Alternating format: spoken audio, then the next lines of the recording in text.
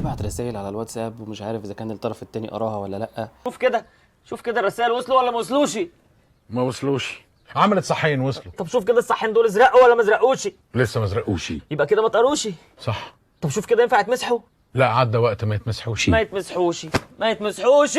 رسائلك انت ما تعرفش اذا كان الطرف التاني قراها ولا لا. كمل معايا الفيديو ده للاخر ويا ريت تسيفه عشان مهم قوي عشان تحل المشكله دي. ابديت جديد واتساب عمله ان اي حد يبعت رساله الطرف التاني مش هتعرف اذا كان قراها ولا لا، وده ابديت جديد عشان البرايفسي او عشان الخصوصيه اللي بيهتم بيها واتساب لمستخدميه.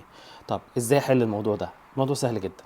هتخش على واتساب وبعدين هتخش على الاعدادات زي ما انت شايف او السيتنج، وبعدين هتخش على البرايفسي او على الخصوصيه. هتلاقي عندك زرار اسمه ريد ريسبتس. ريد ريسبتس ده لو مفتوح هتقدر ان انت تشوف اذا كان الطرف الثاني قرا الرساله او ما قراهاش. لو مقفول بقى وده اللي حصل بالفعل مش هتعرف اذا كان الطرف الثاني قرا الرساله او لا. فانت ايه الحل انك تعمله او الصح انك انت تكون فاتح الزرار ده، فاتحه عشان تقدر تشوف اذا كان الطرف الثاني قرا الرساله ولا ما قراهاش. يا ريت اكون فدتك بالمعلومه الصغيره دي. شكرا ليكم وشكرا لمتابعتكم.